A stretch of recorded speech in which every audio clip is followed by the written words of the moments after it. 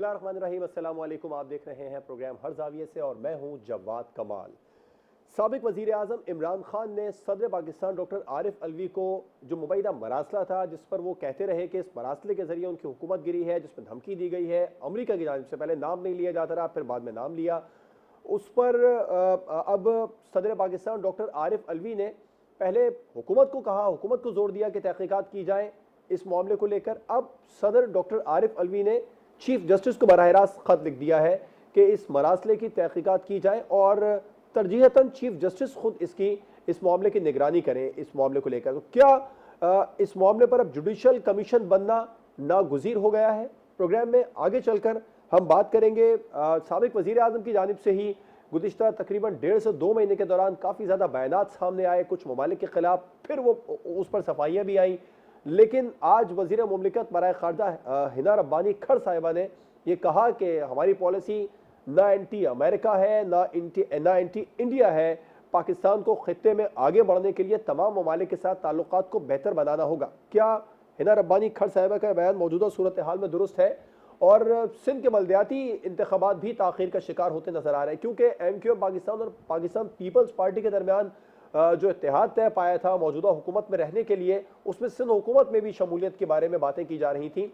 और अब आज जो मुलाकात हुई है, एक अहम मुलाकात हुई MQM पाकिस्तान के रहनुमाओं और पाकिस्तान पीपल्स पार्टी के रहनुमाओं के दरमियान, उसमें बल्दियाती बिल के नए ड्राफ्ट पर गौर किया जा रहा है। अब अभी नए ड्राफ्ट पर गौर होगा, फिर वो ड्राफ्ट तैयार होगा।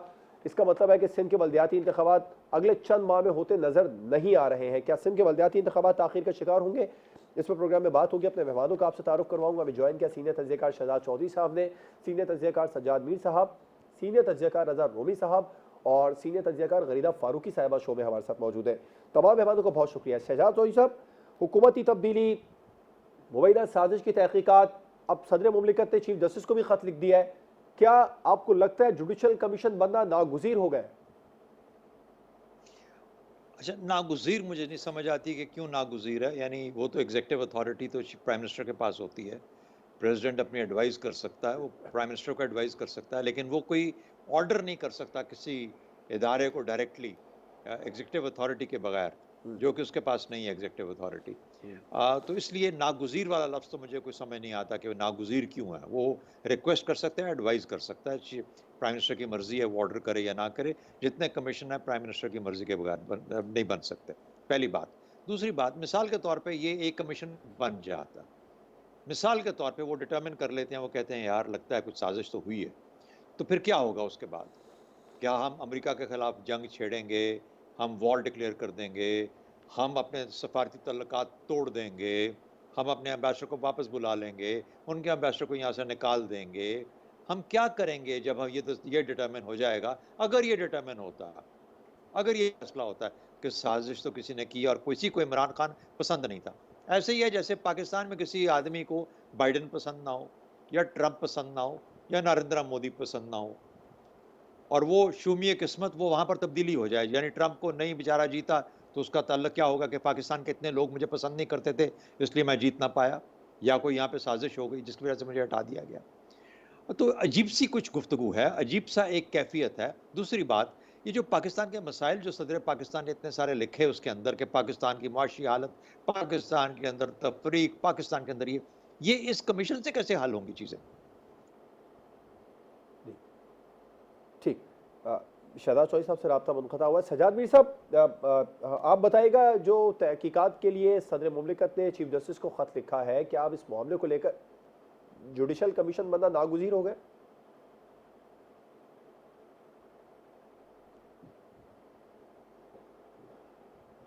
असल में हमारे सदर जो हैं वो लीडर ऑफ द अपोजिशन का किरदार अदा कर रहे हैं हुकूमत के अंदर, क्योंकि हुकूमत तो बाहर आ गई है पार्लियामेंट से, अब वहाँ उसकी नुमाइंदगी मौजूद नहीं है। उसे अपनी मौजूदगी का सबूत भी देना है, कुछ ना कुछ करते रहना है।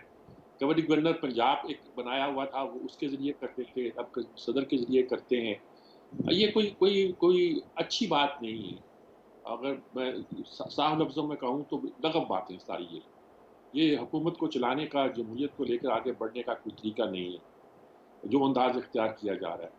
अब तो पहले अपोजिशन जिसको आप कहते थे, आप जो चीज़ का बनाना है यार, किस बात पे बनाना है, हम्म, क्या आपने तय करना है?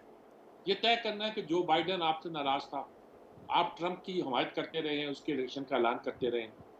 इससे ज़्यादा क्या अमेरिका को क्या पड़ी हुई है कि वो उठाकर हमारी हुकूमत पर तलपट करता या साफ हाँ, ये हो सकता है कि वो कहते उन्होंने कहा हो कि भई ये इनकी हमाकतों की वजह से, मैं अहमक नहीं कहूँगा, अहमक का लफ्ज़ सख्त हो जाता है, हमाकतें शायद बर्दाश्त हो जाता है, की वजह से कोई मामला चल नहीं पा रहे, कुछ समझ नहीं आ रही क्या करना चाह रहा है। बयान दे देता है रोज़, कभी तालिबान के बारे में, कभी किसी बारे में। यार ये जब तक ये रहेगा तुम्हारी हुकूमत ठीक नहीं चलेगी। कोई मामला अमेरिका के साथ भी ठीक नहीं होंगे। इसको बदलो, हो सकता है कहा हो किसी ने। और ये धमकी हम ये समझा हो हमारे सफ़ीर ने अपने नंबर बनाने के लिए या कुछ करने के लिए, उसने एक फ्रेंडली टोन में बात करते हुए, एक अमेरिकन स्टाइल में जिस तरह बात की जाती है, वो बात की होगी। लेकिन मसला ये है कि अगर ये कमीशन सदर के कहने पे ना भी बनाए, नागज़ीर जैसे कि कहा है, शहजाद चौधरी साहब दुरुस्त कहा है, तो फिर हुकूमत तो खुद बनाने को तैयार है। अच्छा, जब हुकूमत बनाने का ऐलान करती है तो फवाद चौधरी कहते हैं कि नहीं, कमीशन नहीं, सुप्रीम कोर्ट ये नोटिस ले और इसको ओपन ट्रायल करे। आप और दिखाया जाए टीवी पर, कैमरों पर दिखाया जाए, हर चीज़ दिखाई जाए, आप करना क्या चाहते हैं? मुल्क का कबाड़ा क्या करना चाहते हैं? देखिए, ये जितनी बयानात आते हैं फवाद चौधरी के या शेख रशीद के, इनको स्टडी करना चाहिए कि इनके पीछे क्या क्या मोटिव होता है। अब कह दिया कि इन्होंने कहा, जरदारी साहब ने कहा है कि पहले जी, इस्लाहत होगी, फिर इंतखाब होंगे। तो उन्होंने कह दिया कि भई इसका मतलब है कि ये तो 7 महीने, 6 महीने नहीं निकाल सकते। ये उनको नहीं कह रहे, ये अपने आप को कह रहे हैं। साइकोलॉजी को जानने वाला इंसान समझता है कि फवाद चौधरी के इस फ़िक्र का मतलब है कि हम 7 महीने तक ये टेम्पो बरकरार नहीं रख सकते, जो आज हमने बड़े पैसे खर्च करके बरकरार रखा हुआ है। फिर 2-3 में हमें बस हमें 20 दिन के अंदर फैसला कर लो, और फैसला जो करना वो चाहते हैं, वो इंतखाब की तरफ नहीं जाता। यानी सूरत-ए-हाल जहाँ आप ये पैदा हो गई है, इसमें मैं इमरान को तो दोष नहीं देता, दोष किसी और को भी दिया जा जी, सकता है। जरदारी साहब के बयान पर आज आईएसपीआर का बयान भी आ गया है, जिस पर उन्होंने ये कह दिया है कि पेशावर की जो कोर है ये बहुत इम्पोर्टेंट है। उन्होंने कह दिया सब खुदे लाइन लगा दिया वाला की बात कर दी थी। हमने मामलात को बहुत बिगाड़ दिया है, हम कॉन्स्टिट्यूशन से हटकर इस सूरत-ए-हाल में एक chaos और एक कन्फ्यूजन क्रिएट कर रहे हैं, जो यकीनी तौर पर ना मुल्क के लिए बेहतर है, ना मुल्क की सियासत के लिए बेहतर है, ना मुल्क की जमहूरियत के लिए बेहतर है, ना हमारे मुस्तकबिल के लिए बेहतर है। हमें, मेरे ख्याल में सभी लोगों को इस बारे में मुहतात रहना चाहिए। सदर साहब को अपना जो रोल है अदा करते रहना चाहिए। अब ज़्यादा साबित करने के लिए कि वो बहुत पीटीआई के बुनियादी रुकान में तो नहीं है, वो थोड़ी देर बाद में शामिल हुए थे, ये कह सकते हैं कि इब्तदाई लोगों में है और उनकी हमदर्दियाँ उनके साथ हैं। जी, इस तरह तो आइन की हैसियत से हो जाती ठीक है। है, ठीक। रज़ा रोमी साहब, आपकी तरफ आऊँगा। शहजाद चौधरी साहब की बात अधूरी रह गई थी। शहजाद चौधरी साहब, आप इस मामले पर बता रहे थे कि सदर मुमलिकत जो ख़त लिखे, जो उन्होंने उसका कहा है, वो नागुज़ीर का कुछ समझ नहीं आ रहा, ऑर्डर नहीं दे सकते वो।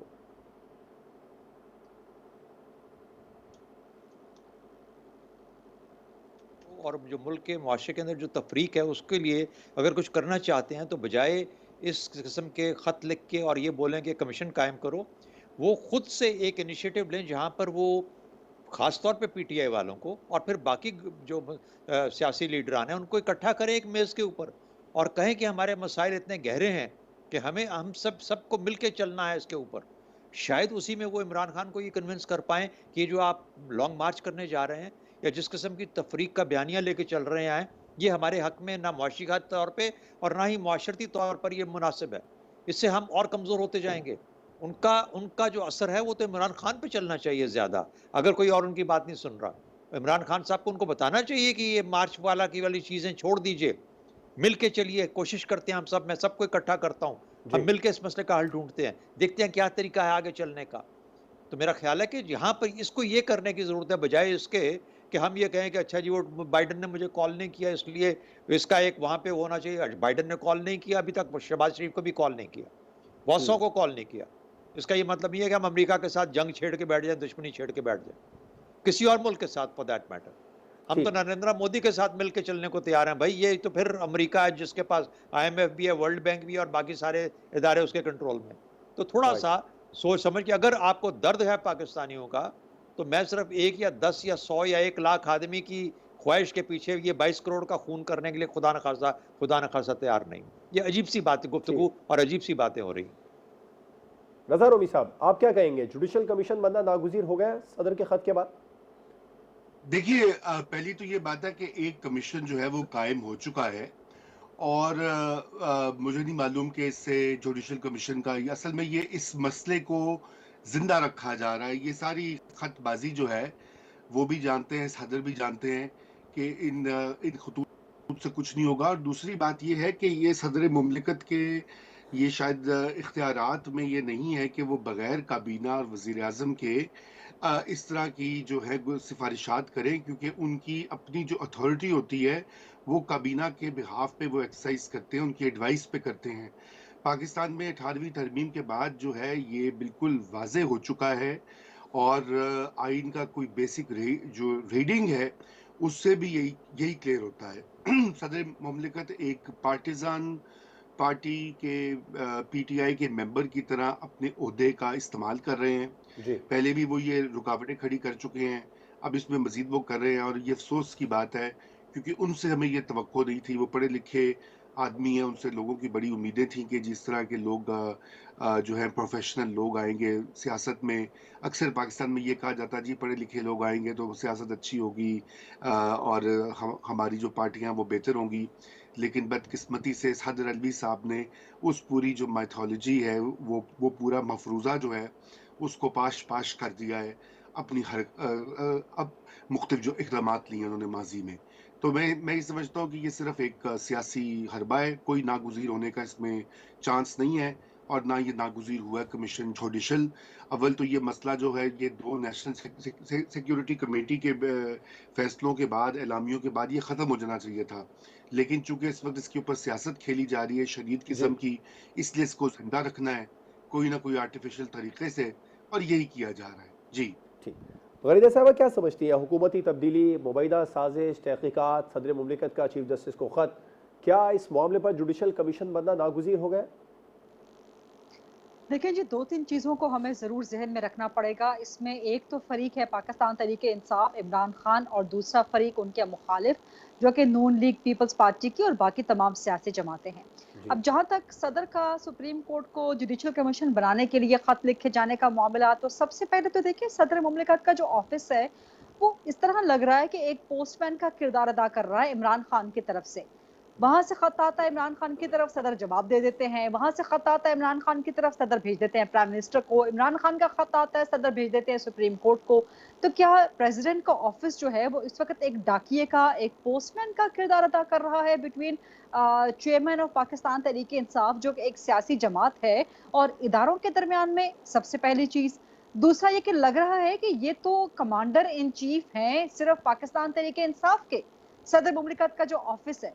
तो जो प्रेसिडेंट के ऑफिस का एक वकार, एक डिग्निटी होती है, एक तो देखें जब आसिफ अली जरदारी सदर थे तो उस वक्त पाबंदी लगा दी गई थी सुप्रीम कोर्ट की तरफ से कि आप इस ऑफिस को सियासी मकासद के लिए या जमाती मकासद के लिए इस्तेमाल नहीं कर सकते। तो अब किस बुनियाद पे प्रेसिडेंट ऑफ पाकिस्तान जनाब आरिफ अलवी साहब एक सियासी जमात के सरबराह के खत लिखे जाने के मामले पे ना सिर्फ उस खत को एंडोर्स करते हैं, उसके इल्जामात को एंडोर्स करते हैं, यानी कि एक सियासी जमात के सरबराह की बुनियाद पे, उनके खत की बुनियाद पे सदर साहब एक सिटिंग गवर्नमेंट को जो कि पार्लियामान में बैठी हुई है उसको एक तरह से वैलिडेट कर रहे हैं कि वो गैर मुल्की साजिश के तहत आई है। तो ये इदारों के दरमियान जो सदर का ऑफिस है, जो पार्लियामान है, उनके दरमियान एक बड़ा गैर जरूरी तनाव और इदारों का जो वकार है वो मजरू हो रहा है। अब दूसरा हमें ये देखना पड़ेगा कि क्या प्रेसिडेंट का ऑफिस सुप्रीम कोर्ट का खुद खत लिख सकता है जुडिशल कमीशन की तहकीक की तश्कील के हवाले से? देखिए, जुडिशल कमीशन तो बनाती है विफाकी हुकूमत, ये इख्तियार है विफाकी हुकूमत का, या फिर ये सुप्रीम कोर्ट का अपना इख्तियार है। अब प्रेसिडेंट के ऑफिस ने किस इख्तियार के तहत, किस कानून के तहत, किस उसूल, ज़ाब्ते, कायदे के मुताबिक सुप्रीम कोर्ट को खत लिखा है? तो ये एक बहुत बड़ा सवाल है। और दूसरी चीज ये है कि देखें, अभी आपको मद्देनजर रखना पड़ेगा जो 10 अप्रैल को हुआ था और जो सुप्रीम कोर्ट का सो मोटो था, उसका तफसीली फैसला अभी नहीं आया। तो अगर हाइपोथेटिकली स्पीकिंग तफसीली फैसले में, क्योंकि वो 10 अप्रैल के इकदामात के हवाले से ही है ना, और वो डिप्टी स्पीकर कासिम सूरी की रूलिंग के हवाले से ही है जो कि स्पीकर के बिहाफ पे थी, और उस रूलिंग का मकसद यही था कि जी गैर मुल्की साजिश है तो हम अदम एतमाद नहीं होने देंगे। यानी कि जो सुप्रीम कोर्ट में केस सुना गया है उसकी बुनियाद भी गैर मुल्की साजिश है और सुप्रीम कोर्ट का तफसीली फैसला अभी आना बाकी है। तो अगर सुप्रीम कोर्ट अपने तफसीली फैसले में कुछ ऐसा लिख देती है जिससे गैर मुल्की साजिश का बयानिया धड़ाम से गिर जाता है, तो फिर आप जुडिशल कमीशन का मुतालबा किस बुनियाद पे कर रहे हैं?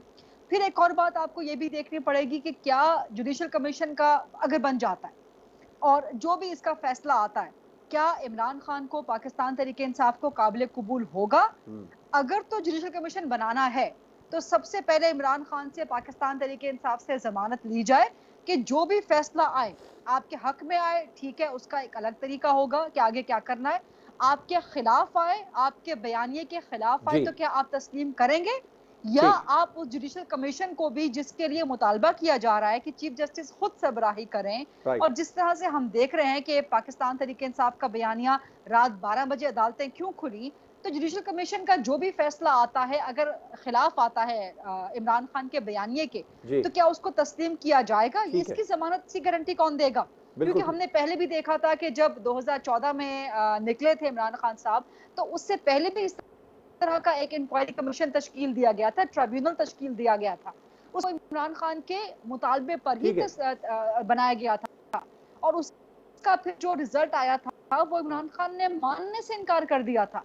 तो जुडिशल कमीशन बनाना कोई गुड्डे गुड़िया का खेल नहीं है कि आपने यहाँ पर मुतालबा कर दिया वहां पे कमीशन बन जाए।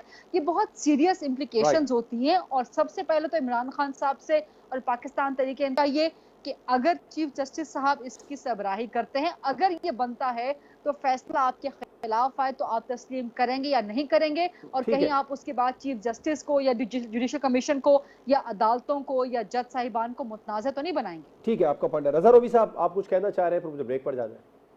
जी, मैं बिल्कुल कहना ये चाह रहा था कि गरीदा ने 100% दुरुस्त बातें कही हैं और ये मैं इसमें ये जो पहले भी मैंने मेरे ख्याल से 2 दिन पहले भी मैंने ये हवाला दिया था कि जरदारी साहब जब प्रेसिडेंट थे तो उस वक्त तो उनको यहाँ तक कहा गया था कि जी आप अपनी किसी पार्टी की कोई मीटिंग नहीं कर सकते सदर हाउस में और उसके ऊपर बाकायदा केस हुआ था और केस आके उनको तो रोक दिया गया था। अब सवाल ये पैदा होता है कि ये अजीबोगरीब बात है कि एक सदर हो छोटे सूबे का तो उसको जो है वो जो इस तरह से ट्रीटमेंट किया जाए और बाकी जो लाडले हैं उनके लिए सारा ना सिर्फ ये कि उनको इजाजत दी जाए कि वो हर एक पे हमला करें, फौज हो, अदलिया हो, कोई इदारा हो और कोई उनके खिलाफ जो है ना कार्रवाई हो, ना कोई केस हो, ना सुओ मोटो हो। ये भी अजीबोगरीब बात है। मैं सिर्फ इस चीज की निशानदही करना चाह रहा था। बिल्कुल, आपका पॉइंट आ गया। ब्रेक पर जाएंगे। ब्रेक के बाद हम बात करेंगे वजीर मुमलिकत बराए खारजा हिना रब्बानी खर साहिबा के बयान की, जिसमें उन्होंने कहा पाकिस्तान की ना एंटी अमेरिका पॉलिसी होनी चाहिए ना एंटी इंडिया। ब्रेक के बाद पर बात होगी।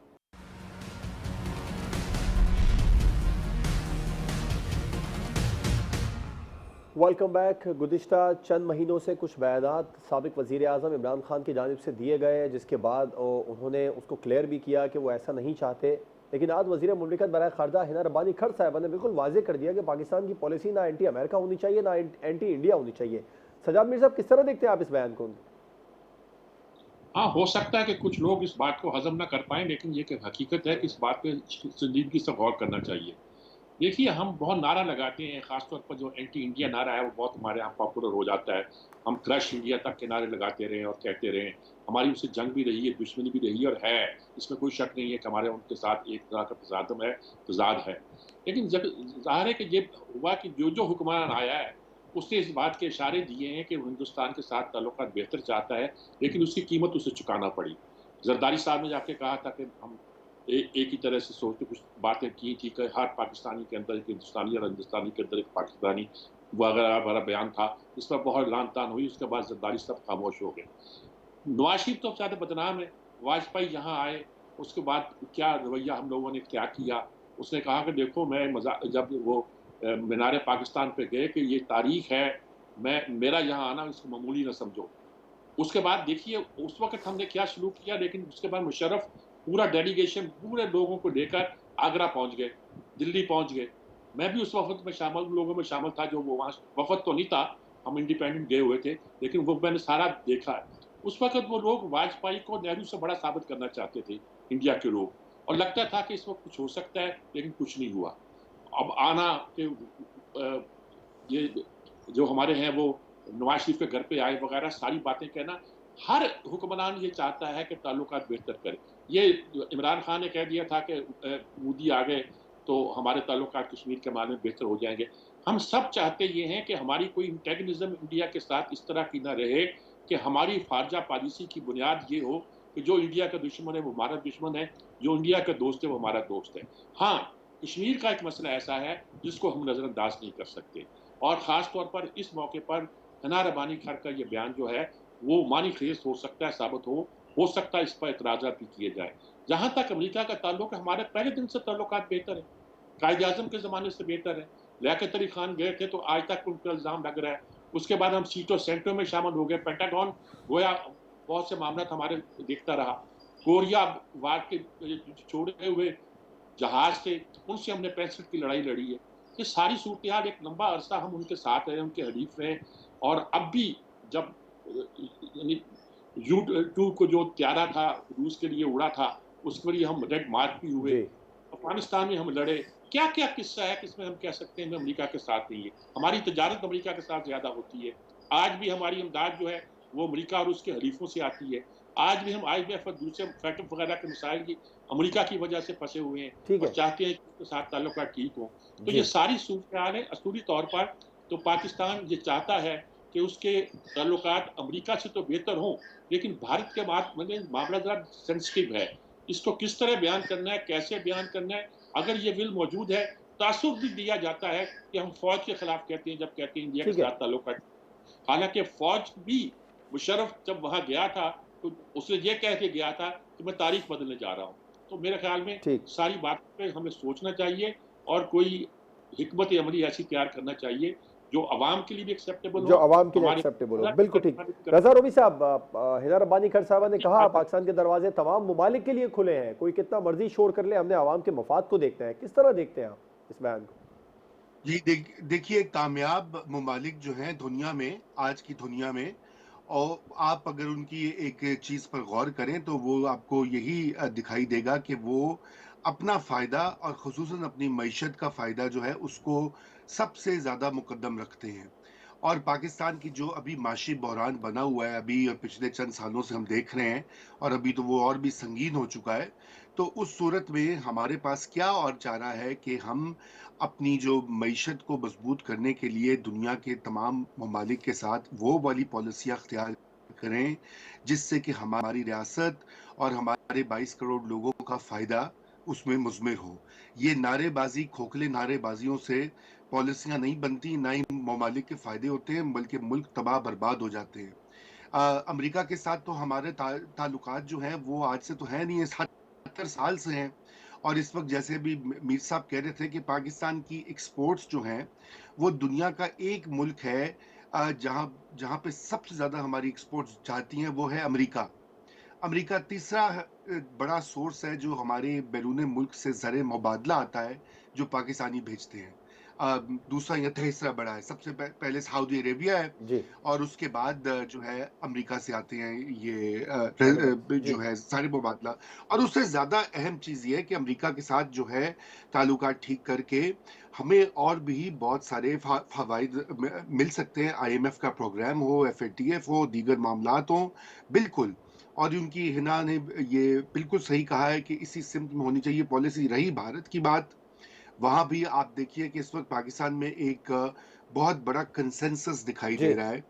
है कि जो हमारी सियासी पार्टियां जो इस वक्त 2 बड़ी पार्टियां कोलिशन में हैं और JUI समेत अगर इसको भी शामिल कर लें, वो सब भारत से एक जो है नॉर्मलाइजेशन के ख्वाहां हैं। कोई ये नहीं कह रहा कि कश्मीर को पीछे कर दो, कश्मीर को भूल जाओ, या मुल्क की पाकिस्तान की जो स्टेटेड पोजीशंस हैं उससे रूगर्दानी कर लो, कतई नहीं। तमाम लोग जो है नॉर्मलाइजेशन चाहते हैं। और जो हमारी मिलिट्री है, रिवायती तौर पर वो उनकी पॉलिसी और सिविलियंस की फ़र्क होती थी, आज वो भी उनकी भी यही है। उसका ऐलान और उसका ज़िक्र जनरल बाजवा जो है पाकिस्तान आर्मी के चीफ कई मौके पे कर चुके हैं। नॉर्मलाइजेशन की बात 2018 से वो कर रहे हैं। और अब ये एक रेयर यूनिक मोमेंट है पाकिस्तान की तारीख में कि जहां पे आपकी सिविल और मिलिट्री लीडरशिप जो है ठीक। वो एक नुक्ते के ऊपर जो है उसका इत्तेफाक है, मां सिवाय एक शख्स और एक पार्टी, और वो पार्टी भी क्या पार्टी, तो उसमें कोई पार्टी में तो कोई ख्यालात नहीं है, एक शख्स जो इस पूरी हंडिया जो है इसको चौराहे में फोड़ना चाह रहे हैं, ठीक है। और उनका नाम है इमरान खान साहब। कभी वो मोदी को फाशिस्ट कहते हैं, फिर कहते हैं जी मोदी मेरा फोन नहीं उठाता, कभी वो गालियां और अमेरिका के हवाले से जी एब्सोल्युटली नॉट और ये और वो और वॉर ऑन टेरर और तालिबान से जो ने गुलामी की जंजीरें तोड़ दी, फिर कहते हैं बाइडन मेरा फोन नहीं उठाता, और इसलिए उसकी बेसिस के ऊपर पाकिस्तान को तनहा कर दिया। इमरान खान साहब की जो निकलने का ठीक अमल है। था, साजिश करें लोगों को, एक सेकंड जवाब, जी, लोगों जी। को इस चीज की आगाही होनी चाहिए कि मईशत का जो उन्होंने भट्टा बिठाया सो बिठाया, पाकिस्तान को आलमी सतह के ऊपर तनहा किया इमरान हुकूमत ने। ये लोगों को ये बात पता होनी चाहिए, मैं आपके प्लेटफॉर्म से ये बात कह रहा हूँ, ठीक। और उसमें उनके एक बहुत बड़ा फैक्टर था उनके उनके निकलने में। ऐसे नहीं होती कि सारी पार्टियां जो है और इस्टेब्लिशमेंट न्यूट्रल हो जाए, इस तरह नहीं होता, वो भी देख रहे थे कि क्या हो रहा है यहाँ पर। तो ये अगर हिना रब्बानी खर की जो पॉलिसी स्टेटमेंट है बिल्कुल सही डायरेक्शन में है, और इसकी तायद करता हूं मैं जी। ठीक। गरीना साहिबा, क्या समझते हैं आप हिना रब्बानी खर साहिबा के इस बयान को, जिसमें उन्होंने कहा कि पाकिस्तान किसी भी मुल्क के साथ सिफारती ताल्लुकात डर कर नहीं बनाएगा, ना हमारी पॉलिसी एंटी इंडिया है ना एंटी अमेरिका है? नहीं, मुझे समझ नहीं आ रही कि आपने ये सवाल लिया क्यों है? आप क्या चाह रहे हैं? आप ये पाकिस्तान की anti America, anti India policy हो इसलिए आपने ये सवाल रखा है? मुझे तो मतलब इस ए, सवाल ए, की समझ नहीं आ रही है। भाई जाहिर है एक आप जमात एक किसी भी नैरेटिव मुल्क के बिल्ड कर साथ, रही है पाकिस्तान में। तो वो एक सियासी जमात है ना, इस वक़्त तो आप हुकूमत के मामलात, इमरान खान तो हम्म, बहुत दफ़ा ये भी कह चुके हैं हुकूमत से निकलने के बाद भी कि मैं एंटी अमेरिका नहीं हूँ। बावजूद इसके कि वो ये कहते हैं उनके मुताबिक कि उनकी हुकूमत अमेरिका ने गिराई है साजिश करके, लेकिन साथ-साथ एक सांस में वो आ- साजिश का अब बयानिया तो देते बाइडन हैं, इंतजामिया कह दूसरी रहे हैं, अब वो अमेरिका नहीं कह रहे, अब सांस में बाइडन इंतजाम। वज़ाहत करते हैं कि मैं एंटी मेरा जवाब मुकम्मल जी करने जी जी दीजिए ना, जी आपने सवाल जी। पुट अप कर लिया है ना, तो मुझे सवाल की कंस्ट्रक्शन पर एतराज़ इसलिए है कि ये तो बिल्कुल दुरुस्त बात है। देखिए, आप सियासी नैरेटिव कुछ भी बनाते रहे पाकिस्तान के अंदर, लेकिन आप जब हुकूमत में आते हैं, तो आपको लग पता जाता है, आपको छठी का दूध याद आ जाता है कि चीज़ें वो नहीं इलेक्शन के जलसों में या इलेक्शन के हीट ऑफ द मोमेंट में या जिस किस्म की आप इश्तियाल अंगेज़ी, मिसाल के तौर पे शहबाज शरीफ के वो जुमले कि मैं सड़कों पे घसीटूँगा, मैं पेट फाड़ के पैसा निकाल लूँगा, फिर क्या हुआ? फिर आप हुकूमत में आए तो आपको लग पता गया ना कि जी करप्शन क्या होती है और पैसे निकालना कितना मुश्किल काम होता है। फिर इसी तरह से जो पीपल्स पार्टी के दावे होते थे, फिर वो भी सामने खुल के आ गए जब हुकूमत में आते हैं। इमरान खान साहब इलेक्शन कैंपेन में क्या-क्या कुछ नहीं कहा करते थे, लेकिन जब हुकूमत में आए तो फिर उन्होंने कहा कि ओहो! मुझे तो पता ही नहीं था हुकूमत करना इतना टफ काम होता है। तो खारजा पॉलिसी के मामलात इसी तरह चलते हैं। खारजा पॉलिसी सुल्तान राही की बड़कों के हवाले से या कोई पंजाबी फ़िल्म नहीं है कि आप गंडासा के किसी ने खेडन देंगा, ना खेडांगा, ना खेडन देंगा। खारजा पॉलिसी इस तरह से नहीं चलती होती। खारजा पॉलिसी बड़े तहम्मुल के साथ, बड़ी बुर्दबारी के साथ आपको हज़ार शिकायत हो सकती हैं, आपके हज़ार तहफ़्फ़ुज़ात, आपके इख्तिलाफ़ात हो सकते हैं। बहुत से ममालिक आपके नेशनल इंटरेस्ट के हवाले से आपको सपोर्ट नहीं भी कर सकते, बट इवन देन आपको उनके साथ ताल्लुकात अच्छे लेके चलने पड़ते हैं। मुझे तो इस स्टेटमेंट में कि पाकिस्तान की खारजा पॉलिसी ना एंटी अमेरिका ना एंटी इंडिया, देखिए जी एंटी अमेरिका तो हम कभी भी नहीं रहे। पाकिस्तान का एक लव हेट रिलेशनशिप रहा है, ऊंच नीच आती रही है हर दौर में, लेकिन एंटी अमेरिका पाकिस्तान कभी भी नहीं रहा। आप मुझसे तफसील पूछेंगे तो आपके पास टाइम नहीं होगा कि जी जी। पाकिस्तान में कहाँ-कहाँ फंडिंग जाती है अमेरिका को, गवर्नमेंट में कहाँ-कहाँ आपकी पूरी की पूरी हुकूमत चलती ही अमेरिकन फंडिंग पे है। ठीक। अब अमेरिकन फंडिंग यहाँ से निकल हुकूमत धड़ाम के साथ गिर जाएगी। आपकी सब चीजें आपकी अमेरिकन फंडिंग पे चल रही होती हैं। एंटी इंडिया के हवाले से कि इंडिया मुखालिफ नहीं होगा, ये बड़ा खुश आइन स्टेटमेंट है, ठीक। क्योंकि एस्टैब्लिशमेंट को लेके हमेशा से यही सोचा जाता है। देखिए जी, हमें मानना पड़ेगा कि पाकिस्तान में खारजा पॉलिसी डोमेस्टिक सूरत में कभी भी सियासतदानों के हाथ में नहीं रही, या आप ये कहें कि लोकली खारजा पॉलिसी कभी भी आज़ाद नहीं रही, सियासतदानों के हाथ में नहीं रही, एस्टैब्लिशमेंट ही इसको ड्राइव करती रही है। ठीक है। और ऐसा रहा है, उनकी एक सोच, उनकी एक अप्रोच रही है कि भारत हमारा एक दुश्मन है। लेकिन उस सोच में भी पिछले कुछ 10-15 सालों में तब्दीली आई है।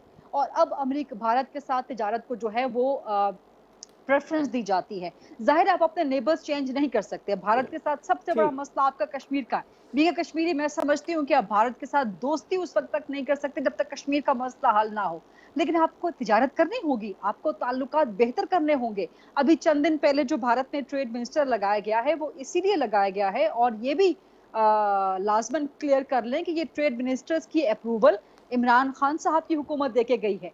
सिर्फ अपॉइंटमेंट्स नहीं करवाई, अप्रूवल करके गई। ठीक है। अपॉइंटमेंट्स आके इस मखलूत गवर्नमेंट ने करवाई है। तो डेफिनेटली मैं अप्रिशिएट करती हूँ कि ना एंटी अमेरिका ना एंटी इंडिया, बल्कि किसी के भी एंटी नहीं होने चाहिए। आपको अपने नेशनल इंटरेस्ट सिक्योर करने चाहिए।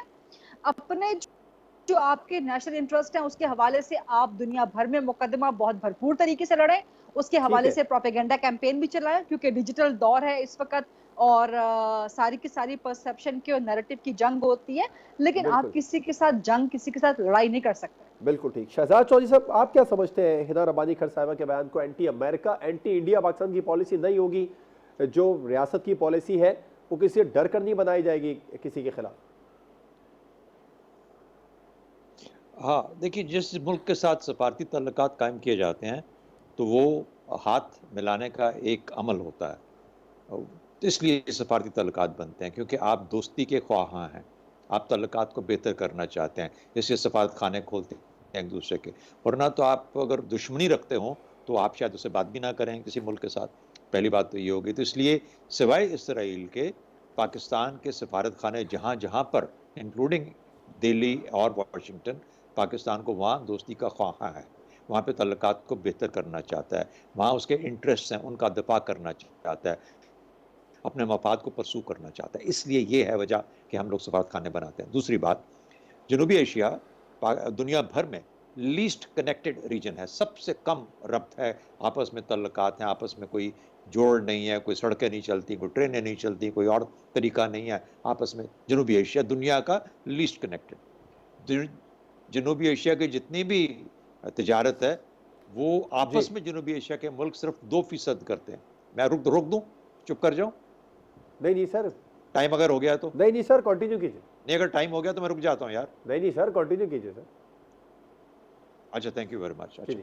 तो मैं ये कह रहा था कि मैं ये कह रहा था कि सिर्फ 2% जो तिजारत है वो जनूबी एशिया के मुल्कों के बीच आपस में होती है। बाकी 98% ये जो तिजारत जो बाकी ममालिक करते हैं ये बाकी दुनिया से करते हैं। तो जाहिर है कि जब आप इस तरह के लीस्ट कनेक्टेड, लीस्ट तल्लुकात वाले मुल्क होंगे तो आप गरीब तरी होंगे। दूसरा, सीपैक आ गया हमारे यहाँ। अब सीपैक नॉर्थ साउथ तो है, हम ये चाहते हैं कि भारत भी किसी तरीके से कनेक्ट हो जाए इसके साथ। अगर भारत कनेक्ट हो जाए और फिर ये सेंट्रल एशिया तक चला जाए तो फिर हम एक राहदारी बन जाएंगे मगरब, मशरक और जनूब शुमाल के अंदर, जिसके अंदर के पाकिस्तान को फ़ायदा ही फ़ायदा मिलेगा। तो ये वो चीज़ें हैं जो कि भारत या जनूबी एशिया के अंदर जो मामलात हैं उनको बेहतर करने के लिए। अमेरिका का आपको तल्लक बता दिया बहुत सारे लोगों ने क्या कुछ है वहाँ पर, लेकिन साथ ही साथ एक और हम भूल जाते हैं, पाकिस्तान की क्रिटिकल दिफाई कुव्वत जो है, क्रिटिकल दिफाई कुव्वत, वो अमेरिका की सोर्स्ड है, अमेरिका से हमने खरीदी हुई है। अगर हम उसका तल्लक ख़त्म कर देंगे अमेरिका के साथ तल्लुकात, तो उसके जो स्पेयर्स हैं, जो कैपेबिलिटी है, वो ख़त्म हो जाएगी, हमें मिलना बंद हो जाएंगे, हम खुद बना नहीं सकते। तो पाकिस्तान का एक बहुत बड़ा इफ़ेक्टिव जो सोर्स है डिफेंस इक्विपमेंट का, वो ख़त्म हो जाएगा और हम ऐसे हो जाएगा कि जैसे हमारी फोर्सेस अपनी इफेक्टिवनेस में आदी हो गई हैं। ये भी इमरान खान साहब को शायद नहीं मालूम होगा, बताने की ज़रूरत है। तो वो लोग जो दिमाग से नहीं सोचते और जज्बात से सोचते हैं, वो इन तमाम चीज़ों को भूल जाते हैं। दुनिया बदल चुकी है, हमें तल्लुकात को आगे लेके चलना। बिल्कुल ठीक, आपका पॉइंट है। ब्रेक पर जाएंगे, ब्रेक के बाद हम बात करेंगे बल्दियाती क़वानीन की तैयारी के हवाले से। सिंध में MQ और पाकिस्तान पीपल्स पार्टी एक ड्राफ्ट तैयार करने जा रही है। क्या बल्दियाती इंतखाबात यहाँ ताख़ीर का शिकार हो सकते हैं? ब्रेक के बाद फरमा दूँ।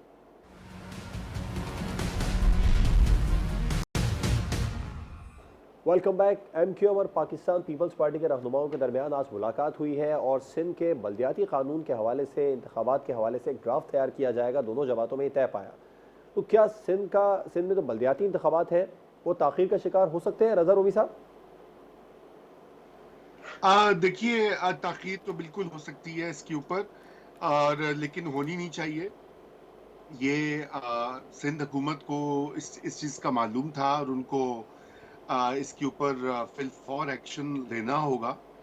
और दूसरी बात ये है कि अगर ये इससे टाल मटोल का काम लेते हैं तो एमक्यूएम के साथ जो माहिदा हुआ है पाकिस्तान पीपल्स पार्टी का अभी हालिया हफ्तों में, उसमें बलदियाती इंतखाबात खसूसन जो सिंध के शहरी इलाके हैं, वो एक शर्त है, वो एक शिक है उस मायदे की जो कि उनको पूरी करनी है। और न सिर्फ इंतखाबात ही नहीं बल्कि इख्तियारात की मुंतकिली का भी जो है पीपल्स पार्टी ने एश्योरेंस दी हुई है।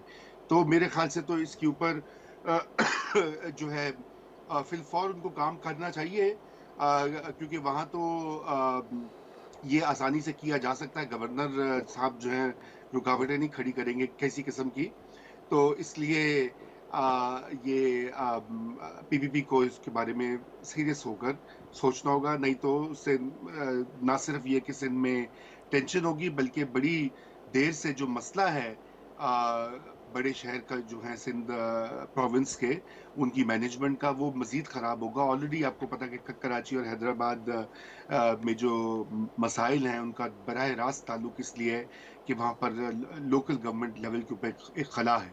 जी ठीक है, गरीदा साहबा, आप क्या समझती हैं? अभी बातचीत होगी बल्दियाती मामलात को लेकर एमक्यूएम और पीपल्स पार्टी में, तो क्या जो बल्दियाती इंतखाबात के पहले मरहले के शेड्यूल का ऐलान किया गया है वो ताख़ीर का शिकार हो सकता है? देखिए, ये बदकिस्मती है पाकिस्तान में कि तमाम सियासी जमातें अवाम की बात तो करती हैं, लेकिन जहाँ डेवोल्यूशन ऑफ पावर आता है फिर वहाँ मुख्तलिफ हीलों बहानों के साथ रुकावटें उसमें डालती हैं।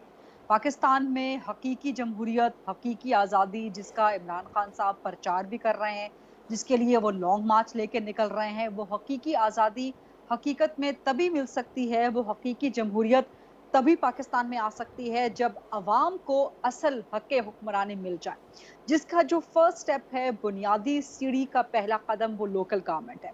अब सिंध की आप बात कर रहे हैं, सिंध में बल्दियाती इंतखाबात पहले ही बहुत डिले हो चुके हैं। If I am not wrong तो ये 2 साल का तो पहले ही डिले हो चुका है। जो पुराने मेयर कराची हैं वसीम अख्तर, उनकी मुद्दत पूरे हुए कम से कम 2 साल पूरे हो चुके हैं। और मामला तो यहाँ तक पहुँच गया था कि सुप्रीम कोर्ट में जाना पड़ा। अब सुप्रीम कोर्ट ने उसको भी बाउंड कर दिया था पाकिस्तान पीपल्स पार्टी की हुकूमत को, और वो अभी तक फैसला मौजूद है कि आपको जल्द अज जल्द कानून साजी करनी है। वहां पर मैं समझती हूँ कि सुप्रीम कोर्ट को टाइम बाउंड करना चाहिए था। अब उसके बाद चीजें बहुत रैपिडली चेंज हुई, विफाक में हुकूमत चेंज हुई, एमक्यूएम जाके मिल गई पाकिस्तान पीपल्स पार्टी के साथ। इस वक्त एमक्यूएम यूनिटी गवर्नमेंट का हिस्सा है, मुआहिदा हो चुका है, जैसा कि रजा रूमी साहब ने भी बताया। उस मुआहिदे के तहत बल्दियाती कवानीन जो भी बनने हैं वो मुशावरत के साथ बनने हैं, इत्तेफाक राय से बनने हैं। लेकिन ये बिल्कुल ऐसा ही है जैसे आप एक मैग्नेट के नॉर्थ पोल साउथ पोल को इकट्ठा बिठा दें, या मैग्नेट के नॉर्थ पोल साउथ पोल जो एक दूसरे को अट्रैक्ट तो करते हैं लेकिन कभी इकट्ठे नहीं हो सकते। यही सूरत हाल पीपल्स पार्टी और एमक्यूएम की है। अब उस वक्त तो जो भी वजूहात बनी, एमक्यूएम हुकूमत के साथ आके मिल गई, पीपल्स पार्टी नून लीग के साथ आके मिल गई। लेकिन आप देखिएगा कि बल्दियाती कवानीन की तैयारी के हवाले से बहुत बड़े बड़े दरारें सामने आएंगी। बहुत सी चीजें ऐसी होंगी जो पीपल्स पार्टी नहीं देना चाहेगी, बहुत सी चीजें ऐसी होंगी जो एमक्यूएम अपने पास रखना चाहेगी। अब एमक्यूएम का सबसे बड़ा जो एक एतराज होता है वो डेवोल्यूशन ऑफ पावर के हवाले से होता है कि जी आप ठीक है इदारे बांट तो देते हैं, आप फंड्स की चीजों को पेपर पर लिख तो देते हैं, लेकिन वो अमली तौर पे मेयर कराची के पास इख्तियारात नहीं आते। और चूंकि सूबाई हुकूमत पीपल्स पार्टी की होती है तो पीपल्स पार्टी उसमें बहुत सी रुकावटें क्रिएट करती हैं।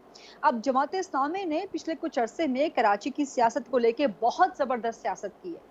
उन्होंने वापस अपना कराची में जो अपना एक खोया हुआ मकाम था वो उन्होंने हासिल किया है, और जमात इस्लामी भी अब एक बड़ी स्टेक होल्डर बन चुकी है बल्दियाती कवानीन के हवाले से। तो डेफिनेटली उनको भी ऑन बोर्ड लेना पड़ेगा, बावजूद इसके कि जमात इस्लामी के साथ एक अलग से पीपल्स पार्टी का मुआहदा हो चुका है जब जमात इस्लामी निकली थी धरने के लिए कराची में। लेकिन ये सब बातें तब की हैं जब विफाक में तब्दीली नहीं आई थी, और उस मुआहदे को उस वक्त एमक्यूएम ने तस्लीम नहीं किया था जमात इस्लामी और पीपल्स पार्टी के दरमियान।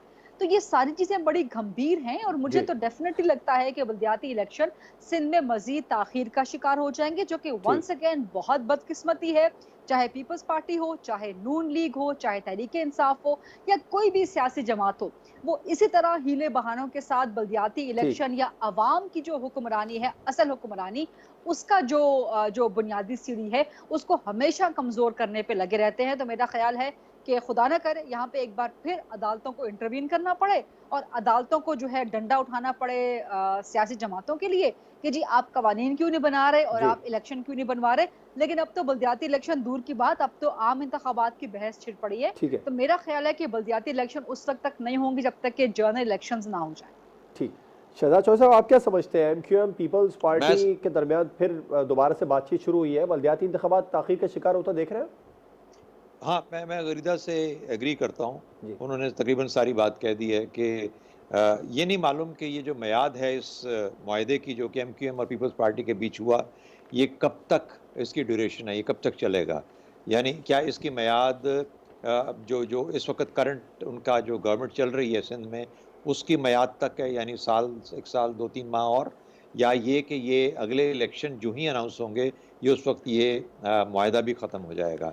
या ये कि ये मुआहदा इतना देर पा है कि ये दोनों पार्टीज़ मिल के अब कंबाइंड प्लेटफॉर्म से इलेक्शन लड़ेंगी, जो कि ज़ाहिर है कि मुझे जैसा कह रही थी, गरीदा भी कह रही थी कि मुमकिन नज़र नहीं आता। क्या वजह थी कि एमक्यूएम ने उनके साथ मुआहदा किया? वो चाह रहे थे कि भाई जल्दी से जल्दी हमारे हाथ में कुछ ताकत दो, ताकि हम कम से कम कराची की हद तक अपनी सीटें वापस निकाल सकें, जो हम पहले निकाल लिया करते थे और जो अब उनके हाथ से आहिस्ता-आहिस्ता छीनी जा चुकी थी बाय अदर पार्टीज़। तो वो चाहते हैं कि वो हमें वापस की जाए, ताकि हमारे इख्तियारात बल्दियाती जो हैं, उसकी बुनियाद पे कराची का कंट्रोल हम सँभालें, चाहे वो मेयर की शक्ल में है, चाहे किसी और शक्ल में। बल्दियाती इंतखाबात होंगे तो उसकी शक्ल में आ जाएँगी ताकत वापस। तो ज़ाहिर है कि वो पीपल्स पार्टी तो अभी एक नए इलेक्शन सर पे अगर आ गए हैं नेशनल इलेक्शन, तो उसकी बुनियाद वो इतनी आसानी से एमक्यूएम को अपनी उनके हाथ में सीटें तो नहीं देंगी। तो मुझे लगता है कि फ़िलहाल बल्दियाती इलेक्शन अगर प्लान था भी सिंध के अंदर, जो कि काफ़ी अरसे से प्रेशर कर रहा है कोर्ट उनको, वो ज़ाहिर है कि नहीं हो पाएँगे। इस वक़्त तो उफ्ताद और किस्म की है, सर पे आन पड़ी है सबके, और इस वक़्त वो जो इस किस्म के जो छोटे-छोटे मुआहदे हैं, एमक्यूएम की भी बड़ी इंटरेस्टिंग सिचुएशन ये है कि वो क्या वजह है कि अभी फिर दोबारा चलिए आज मुलाकात होगी, लेकिन क्यों माँगे जा रहे हैं? अगर तो साल सवा साल हुआ तो कुछ फ़ायदा मिलेगा, वरना फिर उनको ज़ाहिर है कि वो हो सकता है उससे पहले ही अलहदा हो जाएँ, अगर इलेक्शन का चांस बहुत जल्दी आ जाता है तो। ठीक है। सज्जाद मीर साहब, आप क्या समझते हैं, बल्दियाती इंतखाबात सिंध में ताख़ीर का शिकार होता देख रहे हैं आप, या हो जाएंगे वक्त पर? अच्छा, आप सिंध की बात कर रहे हैं, पंजाब की बात क्यों नहीं कर रहे? आज पंजाब में मुलाकात भी हुई तो ना यही एमक्यूएम मसला वाली। है। जी जी नहीं, पंजाब में भी तो यही मसला है ना जी, बिल्कुल। कि बात ये है कि असल में ये बल्दियाती इलेक्शन है, गरीदा ने ठीक कहा था कि ये इस्तीवाई हुकूमतें जो हैं, हमारी सियासी जमातें जो हैं, ये होने नहीं देना चाहती। ये इसके हक में ही नहीं है। यानी कि अभी इमरान खान की हुकूमत थी और खैबर पख्तूनख्वा में इलेक्शन हो रहे थे, तो सवाल पैदा हो गया था कि अब पंजाब के इलेक्शन जिसका ऐलान भी कर दिया गया है और जो डायरेक्ट वोट पे मेयर का इंतखाब होना है लाहौर में, मामूली बात नहीं था और बहुत सी बातें थी, उस क्या वो इलेक्शन होंगे कि नहीं होंगे? अगर नहीं होंगे तो सुप्रीम कोर्ट के हुक्म को कैसे टाला जाएगा? अब वही सूरत सिंध में थी। सिंध को एक मौका मिल गया है, बड़ा आसान मौका मिल गया है कि उन्होंने मुल्क में जमहूरियत बचाने के लिए और वफाक में एक हुकूमत कायम करने के लिए और इमरान खान को निकालने के लिए एमक्यूएम के साथ एक माहिदा कर दिया है। अब उससे माहिदा तो पहले भी उन्होंने जमात इस्लामी के साथ भी किया था, धरने में बैठ के किया था और लगता था काफ़ी माहिदा है। लेकिन ज़ाहिर है कि पार्टियों की अपनी चकलच भी होती है, उसमें ज़रूरत इस बात की थी कि एमक्यूएम अपना हिस्सा भी डाले। तो माहिदा हो गया है, तो उस माहदे की आड़ में वो बात को डिले कर सकते हैं। लेकिन सवाल ये है, क्या बल्दियाती इंतखाबात को कराना चाहता है? और जो जनरल इलेक्शन की जो फ़ज़ा पैदा हो रही है, कोई कहता है 3 महीने में करा लो, कोई कहता है 7 महीने में करा लो, कोई कहता है नहीं पूरी टेन्योर पूरी करो। क्या जनरल इलेक्शन से पहले ये इलेक्शन होना मुमकिन है? ये हो सकते हैं। और अगर सचमुच सच्ची बात तो ये है कि जब तक आप कॉन्स्टिट्यूशन का हिस्सा नहीं बनाते, कॉन्स्टिट्यूशन का हिस्सा ये तो है कि सूबे में इलेक्शन होंगे, लेकिन ये हिस्सा नहीं है कि जिस तरह कौमी असम्बली या सूबाई असम्बली के जब ख़त्म होता है टेन्योर, तो उसके 3 महीने के अंदर इलेक्शन कराना मैंडेटरी हो जाता है। आप सूबों को भी कर दें कि 3 महीने के बाद जब ये ख़त्म हो तो मैंडेटरी इलेक्शन वहाँ इन बल्दियाती इदारों के हों और फिर 3 और चारों सूबों में आपके कानून एक हो। आपकी मर्ज़ी है, कभी आप कानून बदल देते हैं, कभी आप कुछ और बदल देते हैं, कुछ और कर देते हैं। ठीक। आपकी नीयत नहीं है कि इख्तियारात को निचली सतह पर भेजें और वहाँ तक पहुँचाएँ, वहाँ तक लोगों के जी मसाइल हल करने की बात करें। रिज़ल्ट ये होता है कि आपके जो एमएनए होता है, वो बैठा नालियाँ साफ़ करने के मसाइल हल जी करता फिरता है। और यकीनी तौर पर कराची में मसला गंभीर है और कराची जो ख़ास जी तौर पे कराची शहर है, उसको उसके इख्तियारात नहीं मिलते, वो इख्तियारात उसको देना हर सूरत अगर इस सारी सूरत-हाल में हो जाए, तो मेरा ख़्याल बहुत अच्छी बात होगी। ठीक, सज्जाद मीर साहब, शहजाद चौधरी साहब, रजा रोवी साहब, गरीदा फारूकी साहिबा प्रोग्राम में हमारे साथ मौजूद थे। आप तमाम मेहमानों को बहुत शुक्रिया। प्रोग्राम आपने देखा नाज़रीन, आपसे मुलाकात होगी इंशाल्लाह अगले हफ्ते। इजाज़त दीजिए, अल्लाह हाफ़िज़।